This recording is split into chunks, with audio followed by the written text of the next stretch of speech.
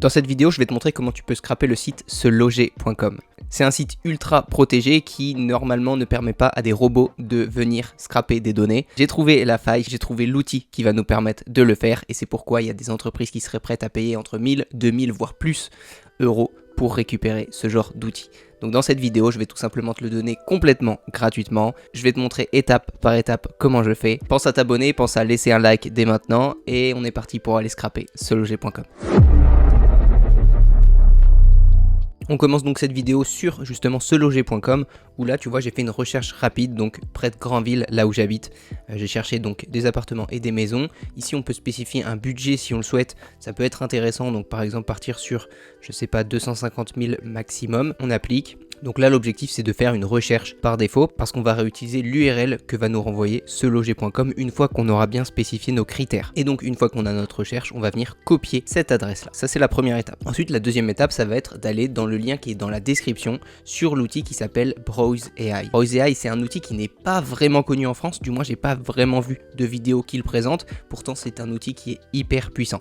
Donc il y a une version gratuite qui te permet de tester l'outil. Je t'encourage donc à passer via le lien dans la description pour l'essayer tout de suite. Une fois que tu as créé ton compte sur Browse AI, tu devrais arriver sur une interface qui ressemble à la mienne. Pour t'expliquer rapidement ce que c'est Browse AI, c'est des robots qui vont automatiquement aller sur le site qu'on veut scraper, récupérer les données. Donc nous, justement, notre objectif, ça va être d'entraîner un robot pour lui dire exactement à quel endroit il doit aller récupérer les données que nous, on veut récupérer. Donc comme tu peux le voir, j'ai déjà fait des tests parce qu'on peut effectivement utiliser Browse AI pour plein d'outils différents qui sont souvent très protégés, très sécurisés. On peut notamment récupérer des annonces sur le Bon Coin et donc avant cette vidéo, j'ai fait des tests également pour se loger. Donc la première chose qu'on va faire ici, c'est de cliquer sur Build New Robot et on va ici choisir entre soit extraire des données qui sont structurés, soit extraire des changements sur un site internet.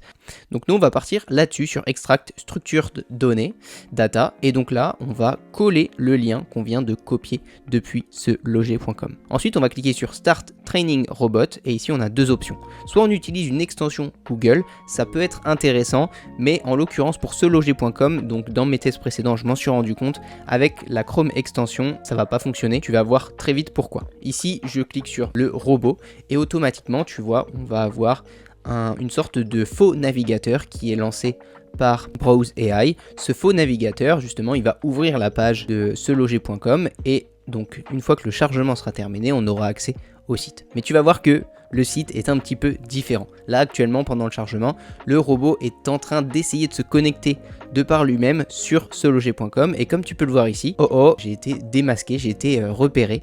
En gros, il y a justement, comme je te le disais, seloger.com, des sites comme Le Bon Coin également, sont des sites qui sont très protégés, qui ne veulent absolument pas être scrappés, alors que c'est ce qu'on fait dans cette vidéo.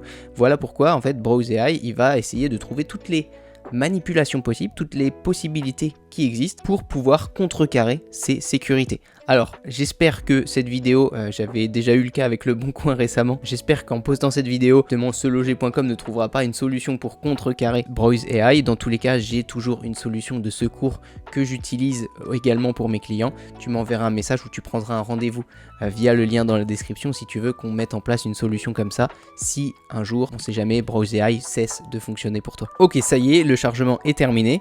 Ici donc la première chose qu'on va faire, c'est cliquer sur tout accepter. Il faut savoir que les actions que tu fais sur cette fenêtre là, et bien en fait Browse AI, tu vois le petit robot qui est là, il enregistre toutes ces actions pour refaire la même chose une fois que ce sera lui qui sera tu vois livré à lui-même. Quand on clique sur tout accepter, la première chose qu'on fait c'est ah ouais le site il bug.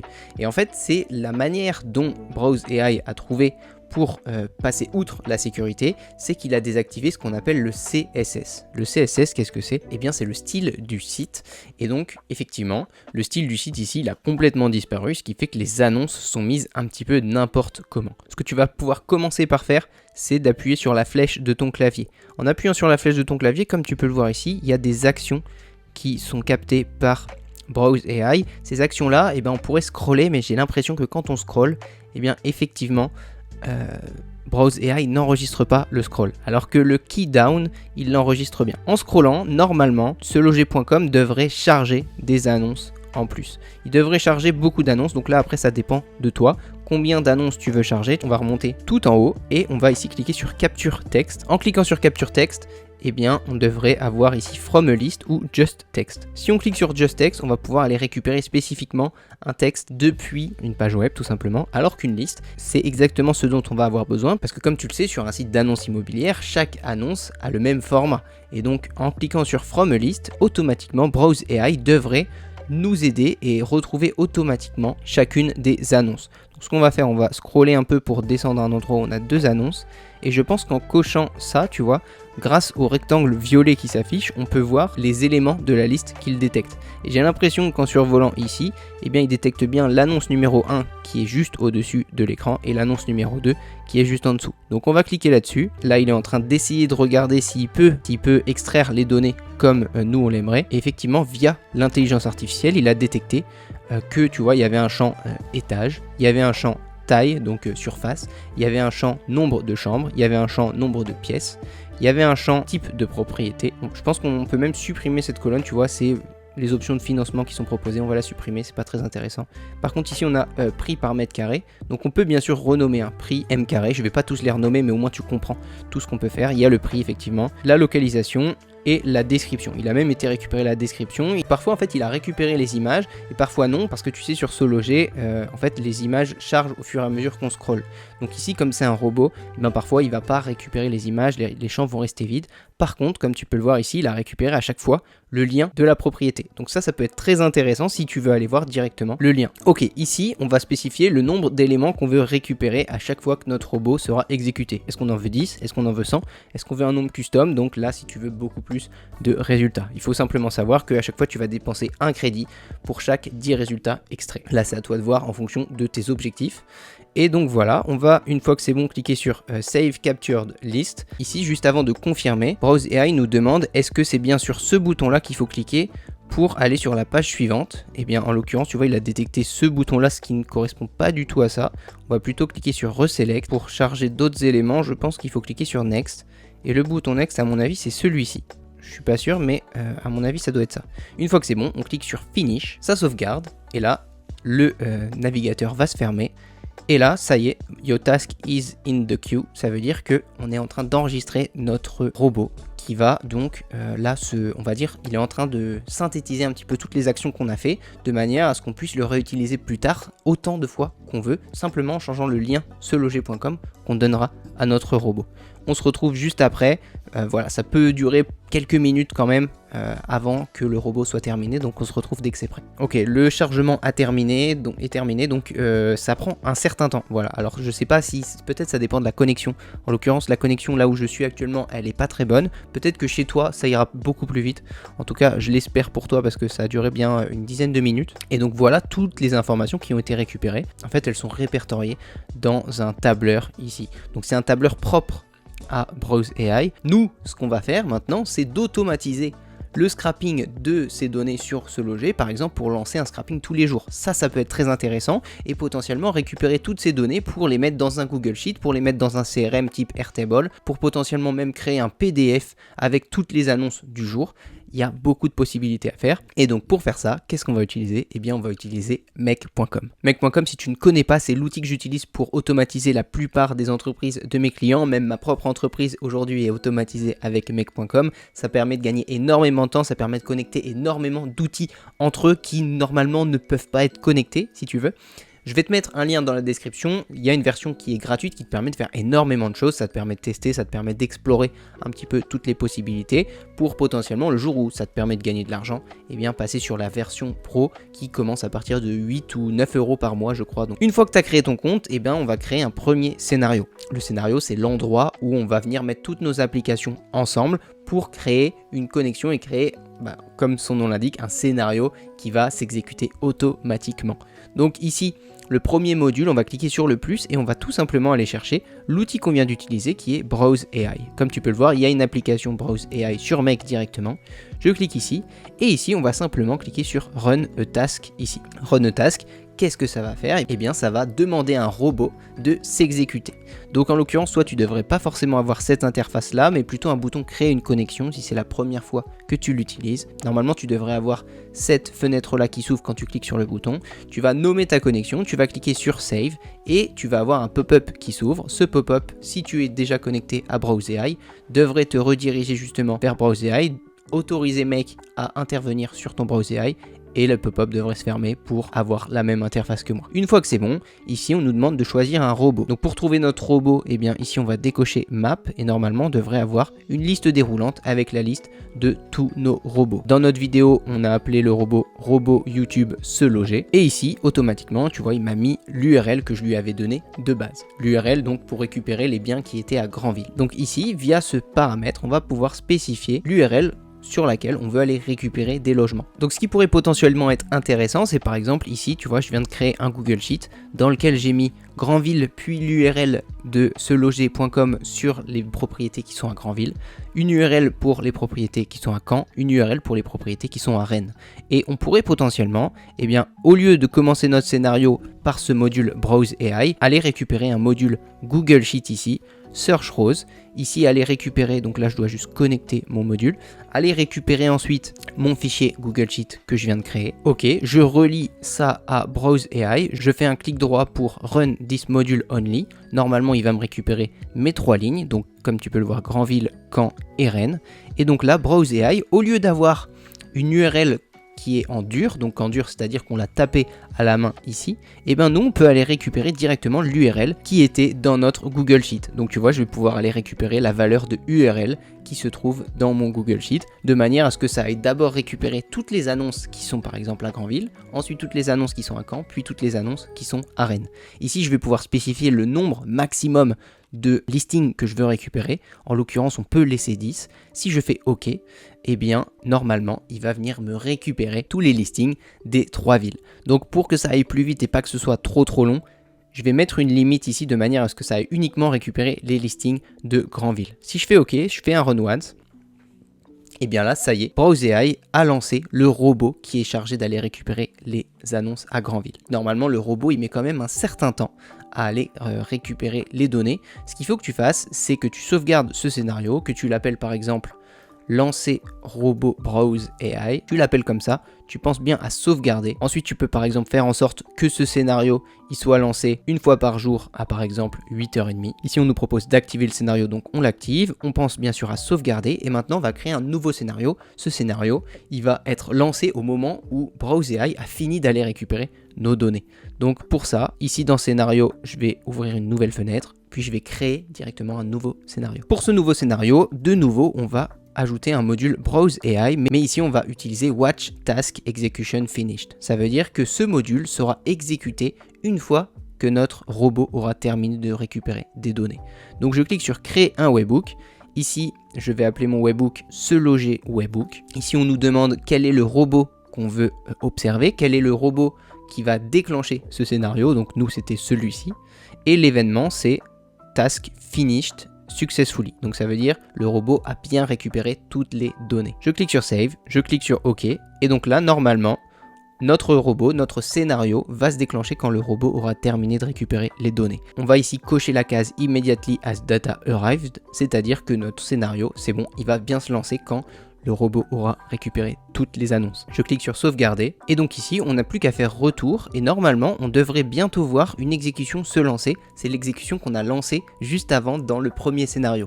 Normalement au bout d'un moment on devrait avoir une ligne qui apparaît en disant ok c'est bon, le robot a bien terminé de récupérer les données. Donc là on doit juste attendre qu'on ait une exécution de terminée afin de permettre à Make de savoir quel genre de données il va recevoir via ce module. Donc là on attend et puis on se retrouve juste après. Ça y est, l'exécution a bien eu lieu. Comme tu peux le voir ici, on a bien une ligne avec success. Ça veut dire que le robot de Browse AI a bien récupéré nos données. Donc pour savoir quel genre de données on reçoit, on n'a plus qu'à cliquer ici sur le petit 1. Et ici on a la task en l'occurrence avec l'idée de la task, son statut, le moment où ça a été créé, le moment où ça a été terminé également. Ce qui nous intéresse le plus, c'est la partie Captured List ici. Si je clique sur le plus, on a Real Estate Listings et tout ce qu'on a, c'est les 10 annonces qu'on souhaitait récupérer de base. Donc si par exemple je prends la 3, eh bien on a toutes les informations qu'on avait voulu récupérer. On va avoir le prix du bien, on va avoir le prix au mètre carré, on va avoir le type de propriété, on va avoir le nombre de pièces, le nombre de chambres, la taille, donc la surface. On va avoir également la description de l'appartement. On va également avoir des images. Donc si je clique ici, donc je vais plutôt mettre grand écran, puis copier cette adresse pour y accéder. On va avoir également la photo du bien. Donc on a bien toutes les informations. Ce qu'il nous faut maintenant, c'est faire en sorte de tout mettre dans un Google Sheet. Alors dans cette vidéo, je te montre comment mettre tout ça dans un Google Sheet, mais toutes ces informations-là, je vais te montrer comment les récupérer. Toi, derrière, avec Make, tu vas pouvoir faire exactement ce que tu as envie de faire via les modules que tu veux. Pour faire ça, dans un premier temps, on va ajouter un itérator. Donc l'itérator, c'est dans Flow Control Iterator, et l'array en question va être Captured List ici. On ajoute Captured List, et donc là, qu'est-ce qui se passe? Browse AI nous renvoie un tableau, et nous, ce tableau, on veut prendre les lignes les unes après les autres, de manière à pouvoir chacun leur tour les ajouter dans notre Google Sheet. Donc dans mon Google Sheet recherche immobilière, je vais simplement créer une feuille rapide, et je vais l'appeler par exemple, tac, renommé, je vais l'appeler annonce immobilière, et ici, il faudrait que je nomme mes différentes colonnes, donc par exemple prix, type de bien, etc. Je vais pas le faire pour la vidéo parce que le but c'est pas qu'elle soit trop longue, mais tu as compris que l'objectif c'est que toi tout soit le plus détaillé possible dans ton système. On retourne ici sur Make, et après l'itérator je vais ajouter un module Google Sheet, add a row ici. Je vais aller chercher mon fichier. Ici, le nom de la feuille, je vais mettre annonce immobilière. Est-ce que ma table contient des headers? Et bien justement, en l'occurrence, ici, elle en contient pas. Colonne range, on va mettre AZ. Et ici, on va pouvoir spécifier dans les différentes colonnes, et bien justement les informations qui nous intéressent. Donc ici, je m'étais trompé, en fait c'est pas Captured List qu'il faut préciser, mais c'est dans Captured List et c'est Real Estate Listings ici. Et donc en faisant ça, ici, on va pouvoir venir spécifier les différents éléments de nos annonces. Donc par exemple dans la colonne A on peut mettre le type de propriété, dans la colonne B on peut mettre le prix, dans la colonne C on peut mettre le prix au mètre carré, dans la colonne D on va mettre la size, donc la surface pardon. On va pouvoir ajouter les différents éléments qui nous intéressent. Donc je mets un peu n'importe quoi, hein. L'objectif après c'est que toi tu aménages selon ton fonctionnement. On va pouvoir mettre features, on va pouvoir mettre additional features, on va pouvoir mettre la localisation, la colonne I on va mettre la description, on va rajouter également le nom de l'agence, on va mettre dans la colonne K l'image 1, la colonne L l'image 2, la colonne M image 3, et ce qu'on peut rajouter aussi c'est au lieu de mettre image, on peut mettre égal image, et entre parenthèses on met l'URL de notre image. Et en fait ce que ça va faire, c'est que automatiquement au lieu d'afficher dans notre Google Sheet l'URL, ça affichera l'image directement. Ça fait gagner du temps, ça permet voilà, de voir l'image directement. Tac, entre parenthèses, très bien. Et ici dans la colonne N, on va rajouter le property link. Ok, on fait ok, on sauvegarde, et donc maintenant, ça y est, notre scénario est terminé, notre automatisation est terminée. Dès que on va lancer une automatisation, dès qu'on va lancer un scrapping de se loger, et bien automatiquement le contenu de nos annonces sera mis dans notre Google Sheet. On va faire un dernier test pour vérifier que tout a bien fonctionné, et on sera bon pour notre vidéo. Donc ici je vais relancer de nouveau ce scénario, je le lance de manière manuelle, hein. Normalement il se lance tous les jours à 8h30, mais là on le lance manuellement. Et donc ici on n'a plus qu'à attendre que chez Browse AI le robot se lance, le robot récupère nos données. Une fois que nos données seront récupérées, elles seront envoyées sur ce scénario Make. Ce scénario Make donc va récupérer les données, va les mettre dans l'itérator qui va séparer le tableau en différentes lignes, et pour chacune des lignes qui sera trouvée, elles seront ajoutées dans notre Google Sheet. Ok, donc comme tu peux le voir, le scénario vient de se lancer. Donc effectivement, comme tu peux le voir, on a eu 2 modules à 2 rows qui ont été exécutés parce que j'avais mis une limite de 2. Donc normalement, si je vais sur mon Google Sheet, on a effectivement récupéré toutes nos informations. Appartement neuf, duplex, on a le prix au mètre carré, on a les images. Alors j'ai l'impression qu'ici je me suis trompé, j'aurais peut-être dû mettre entre guillemets l'URL si on fait un essai. Donc il faut juste que j'autorise, je pense. Et effectivement on a l'image, donc c'est parce que je me suis trompé. J'aurais dû mettre entre guillemets à chaque fois. Donc ça je vais modifier tout de suite le scénario sur Make. On rajoute les guillemets ici. Et ici ça ne fonctionne pas parce qu'il n'a pas trouvé d'URL pour nos images, pour notre deuxième annonce. Donc comme je te le disais plus tôt dans la vidéo, ça peut arriver. Et ici on a normalement l'URL de l'annonce en question. Voilà, donc ça fonctionne très bien. Ça nous permet de récupérer l'URL. C'est parfait. Voilà, on a bien les 2 URL des 2 annonces qu'on a récupérées. C'est top. Donc je vais juste modifier ici sur Make dans Add Row de manière à spécifier ici image, rajouter les 2 guillemets. Ok, on rajoute les guillemets. Quand image 1 est vide, on pourrait rajouter effectivement une condition qui nous permettrait de dire si la taille de image 1 est égale à 0, alors on n'affiche rien. Si la taille d'image 1 est supérieure à 0, alors on ajoute cette valeur là. On pourrait le faire, j'ai pas envie que la vidéo elle dure trop longtemps, l'objectif c'est uniquement de se concentrer sur Browse AI. On va terminer là-dessus, je clique sur sauvegarder.